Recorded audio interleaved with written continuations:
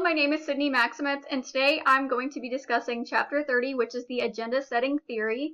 So to jump right into Concept 1, we'll be discussing the original idea, not what to think, but what to think about. So basically, this takes into consideration that the public really values the news's opinion on what is important.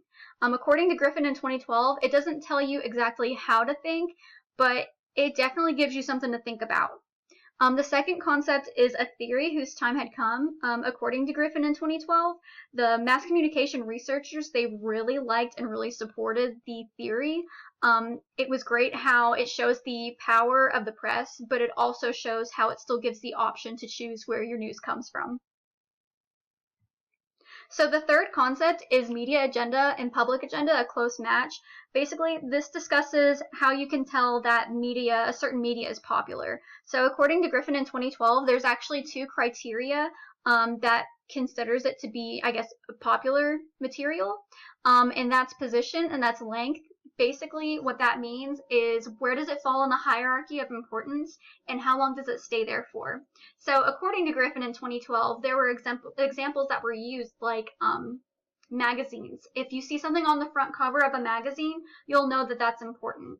And then also with news, if there's something on the news in the first three stories, if it's on there longer than 45 seconds as well, that's how you know that it's definitely one of the more important stories that's on the news that day. So the fourth concept is what causes what. So what happens first? Basically, this theory revolves around media versus the people. So it talks about is it the people that gives the media something to look for, or is it the media trying to get the people what to think? So the fifth concept is who is most affected by the media agenda. So basically this is how does someone recognize media? What catches your attention? Typically with media, there's going to be something that's relatable. There's going to be something that you see that you make a connection with, and that's how it gets you. That's how you're affected by it. That's how you can recognize it, is because there's something on there that's relatable. It could be anything. It could be something small, but if it catches your attention, then you're affected by it. The sixth concept is framing, transferring the salience of attributes. According to Griffin in 2012, framing is kind of like a small number of related media to the main story. So basically, if there's one main story, it'll have kind of different little related things to it. If you're already hooked on the main story, you're going to be interested in the related media as well. So basically, with this formula, it's selection, emphasis, exclusion, and elaboration. So the seventh concept is not just what to think about, but also how to think about it. So this is a lot of visual cause and effect. What do people see and how do they respond to it? A good example of this would be like public concern.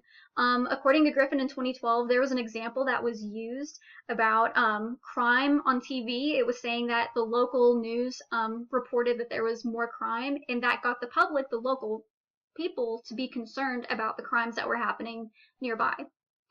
So the eighth concept is beyond opinion, the behavioral effect of the media's agenda. Basically, this is the correlation between topics and the actions. It is talking about how media causes certain effects on people. So what this made me think of was kind of like scare tactics. According to Griffin in 2012, there was an example that was used about airplane tickets. So basically, it was predicted that if there was something on the news about something negative on the news about airplanes, something about it crashing or malfunction or anything like that, it was predicted that in the following week or so, ticket prices for planes would go down because that scare would dissuade people from wanting to get tickets.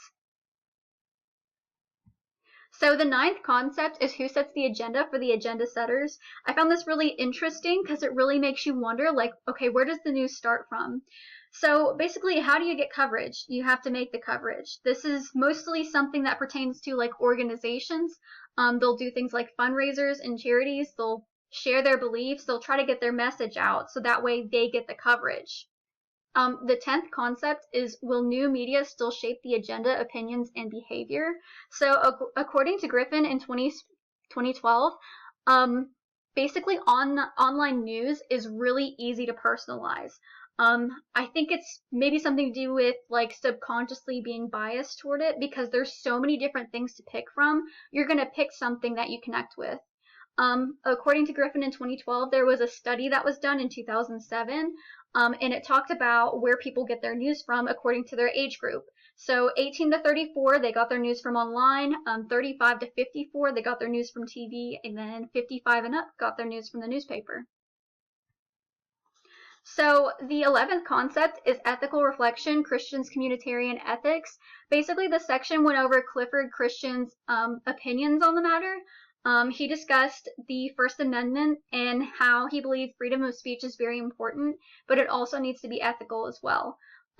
According to Griffin in 2012, he believed that people need to take a certain social responsibility for the words that they say.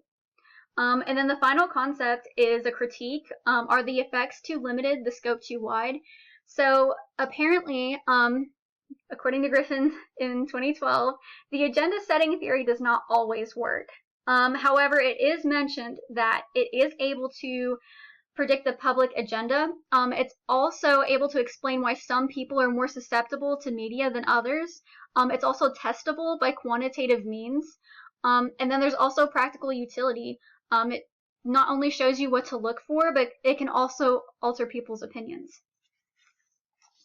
So to conclude, although people claim that it doesn't work, there's obviously a lot of evidence that support it and says that it does. I found this chapter really interesting, and I liked it a lot because it's actually stuff that we experience every day, and it's really cool that you can put yourself in that position where you can relate to it. And that is going to conclude my presentation. Thank you so much.